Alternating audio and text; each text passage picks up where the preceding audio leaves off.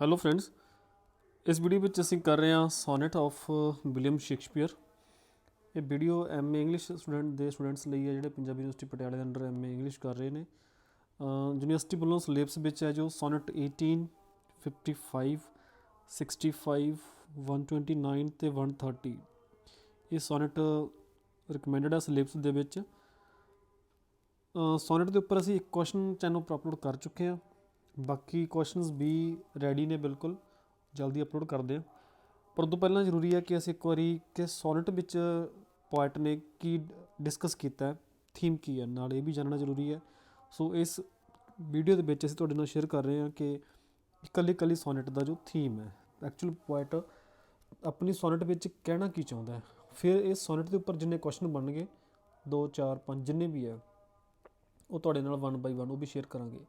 ਜੇ ਚੈਨਲ 'ਤੇ ਨਵੇਂ ਹੋ ਪਲੀਜ਼ ਚੈਨਲ ਵੱਧ ਤੋਂ ਵੱਧ ਸ਼ੇਅਰ ਅਤੇ ਸਬਸਕ੍ਰਾਈਬ ਕਰਨਾ ਨਾ ਭੁੱਲਣਾ। ਅਤੇ ਵੀਡੀਓ ਤੁਹਾਨੂੰ ਕਿੱਦਾਂ ਦੀ ਲੱਗੀ ਪਲੀਜ਼ ਕਮੈਂਟ ਜ਼ਰੂਰ ਕਰਨਾ।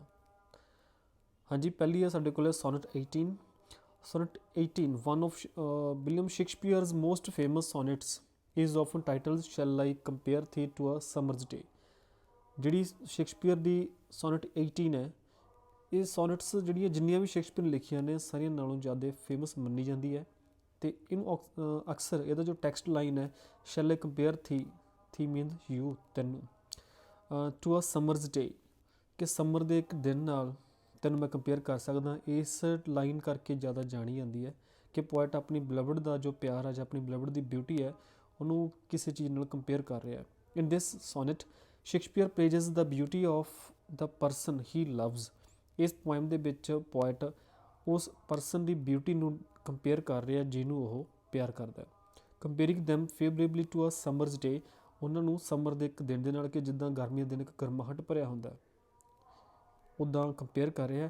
ਹੀ argues that their beauty is more temperate and lasting than summer. Poet ਕਹਿੰਦਾ ਸਮਰ ਦਾ ਜੋ ਟੈਂਪਰ ਹੈ ਉਹਦੇ ਨਾਲੋਂ ਤੇਰੀ ਬਿਊਟੀ ਜ਼ਿਆਦਾ ਟੈਂਪਰੇਟ ਹੈ ਅਤੇ ਲਾਸਟਿੰਗ ਹੈ, ਮੀਨਸ ਜ਼ਿਆਦਾ ਲੰਬਾ ਸਮਾਂ ਚੱਲਣ ਵਾਲੀ ਹੈ। ਸਮਰ ਦਾ ਜੋ ਸੀਜ਼ਨ ਹੈ ਉਹਨਾਂ ਲੰਬਾ ਨਹੀਂ ਚੱਲੇਗਾ ਜਿੰਨੀ ਇਹ ਬਿਊਟੀ ਚੱਲੇਗੀ। ਮੀਨਸ ਪੋਇਟ ਨੂੰ ਇੰਟਰਨਲ ਲਵ ਹੈ ਆਪਣੀ ਬਿਲਵਡ ਦੇ ਨਾਲ, ਵਿਚ ਇਜ਼ ਆਫਨ ਟੂ ਹੌਟ ਔਰ ਟੂ ਸ਼ਾਰਟ ਲਿਵਡ। ਪੋਇਟ ਕਹਿੰਦਾ ਜੋ ਸਮਰ ਹੈ ਇਹ ਬਹੁਤ ਜ਼ਿਆਦਾ ਗਰਮ ਹੈ, ਪਰ ਜੋ ਸ਼ਾਰਟ ਲਿਵਡ ਹੈ, ਜੋ ਪੀਰੀਅਡ ਹੈ ਜ਼ਿਆਦਾ ਲੰਬਾ ਸਮਾਂ ਨਹੀਂ ਚੱਲਣਾ ਸਮਰ ਦਾ। ਪਰ ਆਪਣੀ ਬਿਲਵਡ ਨੂੰ ਕਹਿ ਰਿਹਾ ਤੇਰੀ ਬਿਊਟੀ ਲੌਂਗ ਲਾਸਟਿੰਗ ਹੈ। Unlike summer which fades and is subject to change. Poet ਕਹਿੰਦਾ ਸਮਰ ਵਾਂਗੂ ਨਹੀਂ ਹੈ, ਸਮਰ ਦਾ ਕੀ ਹੈ ਤਾਂ ਬਹੁਤ ਜਲਦੀ ਚੇਂਜ ਹੋ ਜਾਣੀ ਹੈ, ਫੇਡ ਹੋ ਜਾਣੀ ਹੈ। The beloved's beauty will not fade because it is immortalized in the poem itself। ਪਰ ਕਿਉਂਕਿ ਕਹਿੰਦਾ ਮੈਂ ਤੇਰੀ ਜੋ ਬਿਊਟੀ ਨੂੰ ਪੋਇਮ ਦੇ ਵਿੱਚ ਲਿਖ ਦਿੱਤਾ ਹੈ, ਮੀਨਸ ਪੋਇਮ ਕਰਕੇ ਤੇਰੀ ਜੋ ਬਿਊਟੀ ਹੈ ਇਮੋਰਟਲਾਈਜ਼ਡ ਹੋ ਗਈ ਹੈ, ਇਮੋਰਟਲ ਹੋ ਗਈ ਹੈ, ਅਮਰ ਹੋ ਗਈ ਹੈ। ਇਹ ਬਿਊਟੀ ਕਦੇ ਵੀ ਫੇਡ ਨਹੀਂ ਹੋਣੀ। Through his words Shakespeare asserts that as long as people read the sonnet, ਕਹਿੰਦਾ ਜਿਵੇਂ ਜਿਵੇਂ ਲੋਕ ਇਸ ਸੋਨੇਟ ਦੇ ਵਿੱਚ ਤੇਰੀ ਬਿਊਟੀ ਨੂੰ ਪੜ੍ਹਨਗੇ, the beloved's beauty will live on forever, ਤਾਂ ਕਹਿੰਦਾ ਤੇਰੀ ਜੋ ਬਿਊਟੀ ਹੈ ਉਹ ਹਮੇਸ਼ਾ ਦੀ ਹਮੇਸ਼ਾ ਜਾਗਦੀ ਰਹੇਗੀ ਜਾਂ ਹਮੇਸ਼ਾ ਜਿੰਦਾ ਰਹੇਗੀ। ਹੁਣ ਦੇਖੋ ਅਸੀਂ ਇਹ ਪੋਇਮ ਪੜ੍ਹੀ ਹੈ, ਇਹਦਾ ਥੀਮ ਪੜ੍ਹਿਆ, ਜੋ ਪੋਇਟ ਕਹਿਣਾ ਕੀ ਚਾਹੁੰਦਾ ਤਾਂ ਸਾਡੇ ਇਮੈਜੀਨੇਸ਼ਨ ਦੇ ਵਿੱਚ ਇੱਕ ਧੁੰਦਲਾ ਚਿਹਰਾ ਕਿਸੇ ਬਿਊਟੀਫੁਲ ਲੇਡੀ ਦਾ ਬਣ ਰਿਹਾ। ਸ਼ੇਕਸਪੀਅਰ ਨੇ ਪੋਇਮ ਪਤਾ ਨਹੀਂ ਕਦੋਂ ਦੀ ਲਿਖੀ ਹੈ, ਇੰਨੇ ਸਾਲਾਂ ਬਾਅਦ ਵੀ ਦੇਖੋ ਅਸੀਂ ਫੀਲ ਕਰ ਸਕਦੇ ਹਾਂ ਕਿ ਜੋ ਉਹਦੀ ਬਿਲਵਡ ਦੀ ਬਿਊਟੀ ਹੈ ਫੋਰ ਐਵਰ ਰਹਿਣ ਵਾਲੀ ਹੈ।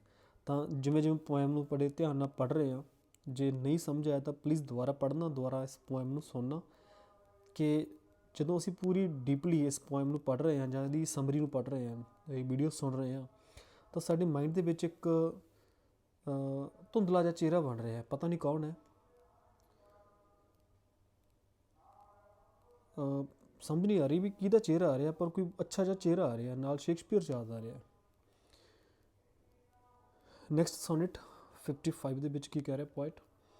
Sonet 55 by William Shakespeare often known as not marble not the gilded monuments emphasises the enduring power of poetry over physical monuments. ਤਾਂ ਇੱਥੇ ਪੋਇਟ ਆ ਜੋ ਪੋਇਟਰੀ ਦੀ ਜੋ ਪਾਵਰ ਹੈ ਉਹਨੂੰ ਡਿਸਕਸ ਕਰ ਰਿਹਾ ਕਿਸੇ ਵੀ ਚੀਜ਼ ਦੀ ਫਿਜ਼ੀਕਲ ਮੋਨੂਮੈਂਟਸ ਦੇ ਨਾਲ, ਕਿਸੇ ਹੋਰ ਚੀਜ਼ ਦੇ ਨਾਲ, ਕਿ ਪੋਇਟਰੀ ਹੈ ਜਿਹੜੀ ਉਹ ਲੌਂਗ ਲਾਸਟਿੰਗ ਰਹਿੰਦੀ ਹੈ। ਪੋਇਟਰੀ ਦਾ ਜੋ ਪ੍ਰਭਾਵ ਹੈ ਸਾਡੇ ਦਿਲਾਂ ਦੇ ਉੱਪਰ ਉਹ ਲੰਬਾ ਸਮਾਂ ਰਹਿੰਦਾ ਫਿਜ਼ੀਕਲੀ ਮੋਨੂਮੈਂਟਸ ਦੇ ਕੰਪੈਰੇਟਿਵ। Shakespeare begins by stating that this verse will outlast grand statues and marble tombs. Poet ਕਹਿ ਰਿਹਾ ਕਿ ਜਿਹੜੀ ਇਹ ਪੋਇਟਰੀ ਹੈ, ਇਹ ਪੋਇਮ ਹੈ, Shakespeare begins by starting that his verse will outlast, ਕਹਿੰਦਾ ਜਿਹੜੀ ਮੇਰੀ ਵਰਸ ਹੈ ਜ਼ਿਆਦਾ ਲੰਬੀ ਚੱਲੇਗੀ। ਆਊਟਲਾਸਟ ਗ੍ਰੈਂਡ ਸਟੇਟਸ, ਕਹਿੰਦਾ ਜ਼ਿਆਦਾ ਵੱਡਾ ਸਟੇਟਸ ਬਣਾਏਗੀ, ਐਂਡ ਮਾਰਬਲ ਟੋम्स, ਤੇ ਜ਼ਿਆਦਾ ਕਹਿੰਦਾ ਲੰਬੇ ਲੰਬੇ ਮਾਰਬਲ ਦੇ ਟੋम्स ਬਣਾਏਗੀ, ਮਕਬਰੇ ਬਣਾਏਗੀ ਜਾਂ ਜੋ ਵੀ ਇਮਾਰਤਾਂ ਬਣਾਏਗੀ। ਮੀਨਸ ਕਿ ਮੇਰੀ ਪੋਇਟਰੀ ਹੈ ਇਹ ਦੂਰ ਦੂਰ ਤੱਕ ਜਾਣੀ ਜਾਏਗੀ। Which are vulnerable to the ravages of time, ਜਿਹੜੇ ਸਮੇਂ ਦੇ ਨਾਲ ਬਣ ਰਹੇ ਨੇ, ਵਲਨਰੇਬਲ ਰੈਵੇਜਸ ਨੇ ਸਮੇਂ ਦੇ, ਭਾਵੇਂ ਸਮੇਂ ਦੇ ਨਾਲ ਕੀ ਹੋ ਰਿਹਾ, ਵਾਰ ਹੋ ਰਹੀ ਹੈ, ਡਿਕੇ ਹੋ ਰਿਹਾ, ਕੁਛ ਵੀ ਪਤਨ ਹੋ ਰਿਹਾ ਜੋ ਫਿਜ਼ੀਕਲ ਚੀਜ਼ਾਂ ਨੇ ਸੋਸਾਇਟੀ ਵਿੱਚ, ਪਰ ਮੇਰੀ ਜਿਹੜੀ ਪੋਇਟਰੀ ਹੈ, ਵਾਰ ਆ ਚਾਹੇ ਕੁਝ ਵੀ ਹੈ, ਖਤਮ ਨਹੀਂ ਹੋਏਗੀ। While physical monuments may be destroyed or forgotten, ਕਹਿੰਦਾ ਜੋ ਫਿਜ਼ੀਕਲੀ ਕੋਈ ਵੀ ਮੋਨੂਮੈਂਟ ਬਣਿਆ, ਕੋਈ ਬਿਲਡਿੰਗ ਬਣੀ ਹੈ, ਕੋਈ ਕੁਛ ਵੀ ਬਣਿਆ, ਇਹ ਇੱਕ ਦਿਨ ਮਿਟ ਜਾਣਾ, ਪਰ ਮੇਰੀ ਪੋਇਟਰੀ ਲੋਕਾਂ ਦੇ ਦਿਲਾਂ ਵਿੱਚ, ਲੋਕਾਂ ਦੀ ਜ਼ੁਬਾਨ ਉੱਪਰ ਹਮੇਸ਼ਾ ਰਹੇਗੀ। The poem will keep the memory of the beloved life, ਤਾਂ ਕਹਿੰਦਾ ਇੱਦਾਂ ਮੇਰੀ ਬਿਲਵਡ ਦੀ ਜੋ ਮੈਮਰੀ ਹੈ ਉਹ ਜਿਉਂਦੀ ਰਹੇਗੀ। ਪ੍ਰੀਜ਼ਰਵਿੰਗ ਦੇਅਰ ਇਸੈਂਸ ਆਫ ਫਿਊਚਰ ਜਨਰੇਸ਼ਨਸ, ਕਹਿੰਦਾ ਉਹਨੂੰ ਆਉਣ ਵਾਲੀਆਂ ਨਵੀਆਂ ਜਨਰੇਸ਼ਨਸ ਦੇ ਵਿੱਚ ਬਚਾ ਕੇ ਰੱਖੇਗੀ। ਇਹਦੇ ਉੱਪਰ ਅਸੀਂ ਦੇਖੋ ਸੋਨੇਟ 18 ਪੜ੍ਹ ਕੇ ਹਟੇ ਹਾਂ, ਤਾਂ ਜਦੋਂ ਅਸੀਂ ਸੋਨੇਟ ਪੜ੍ਹ ਰਹੇ ਹਾਂ ਤਾਂ ਕੋਈ ਚਿਹਰਾ ਅੱਖਾਂ ਮੂਹਰੇ ਆ ਰਿਹਾ, ਪਤਾ ਨਹੀਂ ਕੌਣ ਹੈ। ਤਾਂ ਇੱਦਾਂ ਕਹਿੰਦਾ ਜੋ ਜਿਉਂ ਜਨਰੇਸ਼ਨਸ ਮੇਰੀ ਪੋਇਟਰੀ ਨੂੰ ਪੜ੍ਹਨਗੀਆਂ ਤਾਂ ਬਿਲਵਡ ਦੀ ਬਿਊਟੀ ਬਣੀ ਰਹੇਗੀ। ਉਹਦੀ ਯਾਦ ਵਿੱਚ ਕਹਿੰਦਾ ਚਾਹੇ ਕੋਈ ਮਕਬਰਾ ਬਣਾਇਆ ਹੁੰਦਾ, ਉਹਨੇ ਕਦੋਂ ਫੇਡ ਹੋ ਜਾਣਾ ਸੀ, ਉਹਨੇ ਢਹਿ ਜਾਣਾ ਸੀ, ਪਰ ਪੋਇਟਰੀ ਕਦੇ ਨਹੀਂ ਖਤਮ ਹੋਏਗੀ। The sonnet concludes with the idea that as long as people continue to live and read, ਤਾਂ ਸੋਨਟ ਵਿੱਚ ਪੋਇਟ ਕਨਕਲੂਡ ਕਰ ਰਿਹਾ ਇਸ ਆਈਡੀਆ ਦੇ ਨਾਲ ਕਿ ਜਿੰਨਾ ਲੰਬਾ ਸਮਾਂ ਲੋਕ ਪੋਇਮ ਨੂੰ ਪੜ੍ਹਦੇ ਜਾਣਗੇ, as long as people continue to live and read, ਜਿੰਨਾ ਸਮਾਂ ਲੋਕ ਜਿਉਂਦੇ ਰਹਿਣਗੇ ਤੇ poem ਪੜ੍ਹਨਗੇ, the beloved will live on through the enduring power of Shakespeare's poetry, ਕਹਿੰਦਾ ਜੋ ਮੇਰੀ beloved ਹੈ, ਇਹ ਸ਼ੇਕਸਪੀਅਰ ਦੀ ਜੋ ਪਾਵਰ ਹੈ ਪੋਇਟਰੀ ਲਿਖਣ ਦੀ, ਉਹਦੇ ਨਾਲ ਜਿਉਂਦੀ ਰਹੇਗੀ।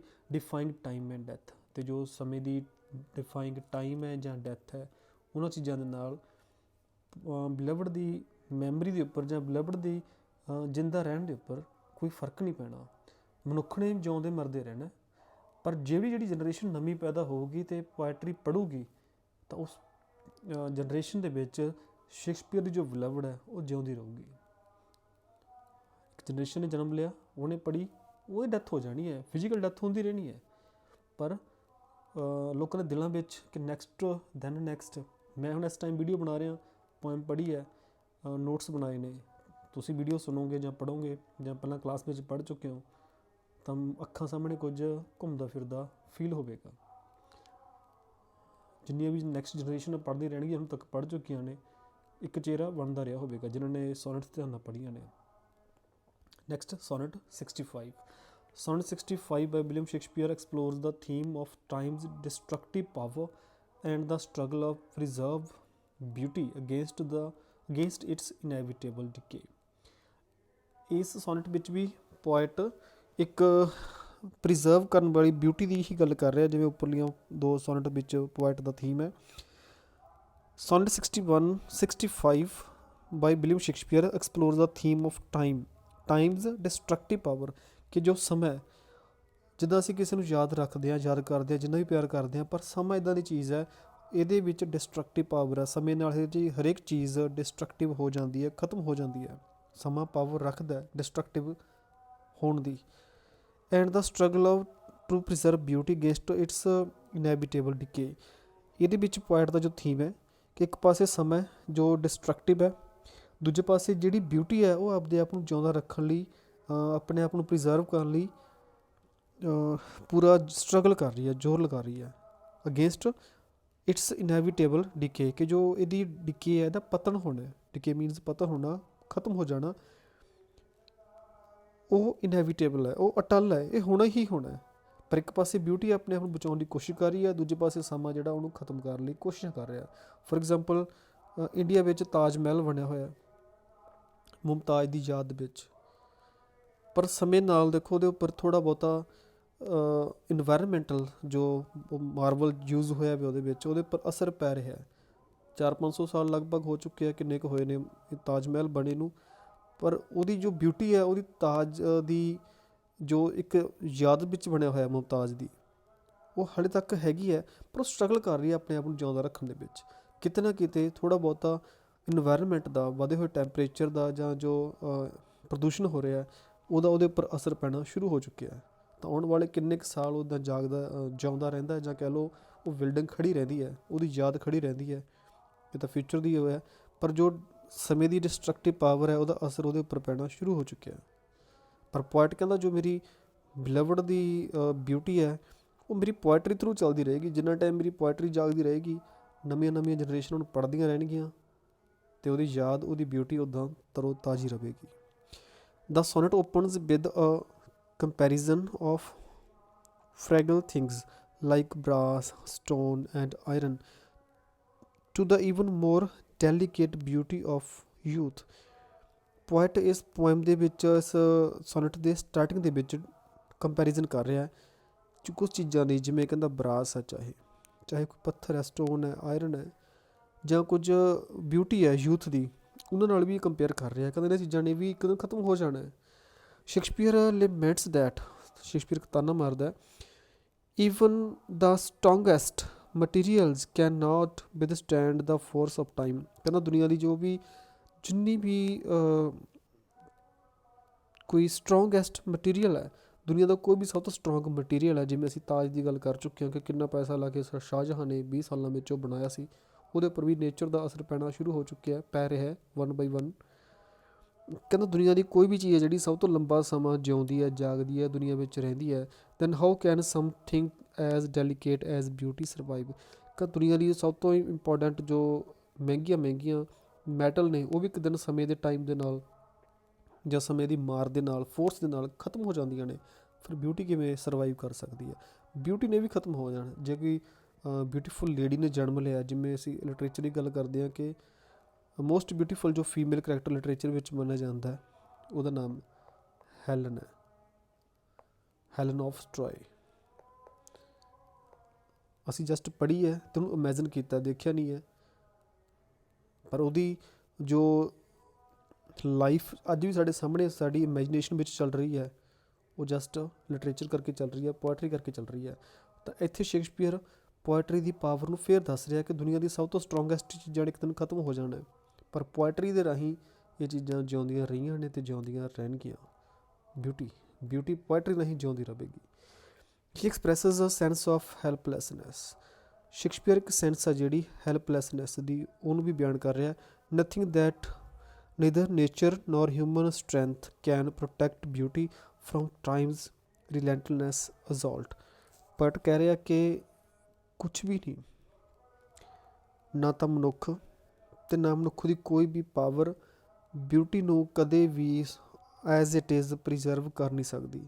ਪੁਰਾਣੇ ਸਮਿਆਂ ਦੇ ਵਿੱਚ ਮਮੀਜ਼ ਬਣਾਉਂਦੇ ਸੀ, ਜੋ ਐਜੀਪਤ ਦੇ ਵਿੱਚੋਂ ਸ਼ੁਰੂ ਹੋਈ ਸੀ ਟੈਕਨੋਲੋਜੀ, ਕਿ ਜੇ ਕਿਸੇ ਰਾਜੇ ਰਾਣੀ ਦੀ ਜਿਹਦੀ ਵੀ ਡੈਥ ਹੋਈ ਹੈ, ਉਹਨੂੰ ਪ੍ਰੀਜ਼ਰਵ ਕਰਕੇ ਰੱਖਦੇ ਸੀ ਉਹਦੀ ਬੋਡੀ ਨੂੰ, ਪਰ ਉਸ ਚੀਜ਼ ਨੇ ਵੀ ਇੱਕ ਦਿਨ ਖਤਮ ਹੋ ਜਾਣਾ ਸੀ। ਉਹਦੀ ਬੋਡੀ ਦੀ ਉਹ ਬਿਊਟੀ ਨਹੀਂ ਰਹਿੰਦੀ ਸੀ। ਮੀਨਜ਼ ਮਨੁੱਖ ਕਿਸੇ ਵੀ ਚੀਜ਼ ਨੂੰ ਪ੍ਰੀਜ਼ਰਵ ਨਹੀਂ ਕਰ ਸਕਦਾ। ਹੀ ਐਕਸਪ੍ਰੈਸਿਸ ਅ ਸੈਂਸ ਆਫ ਹੋਪਲੈਸਨੈਸ ਹੈ ਕਿ ਅਸੀਂ ਹੋਪ ਨਹੀਂ ਕਰ ਸਕਦੇ ਕਿ ਪੂਰੀ ਕੋਈ ਬਿਊਟੀ ਇੱਦਾਂ ਦੀ ਇੱਦਾਂ ਰਹੇਗੀ।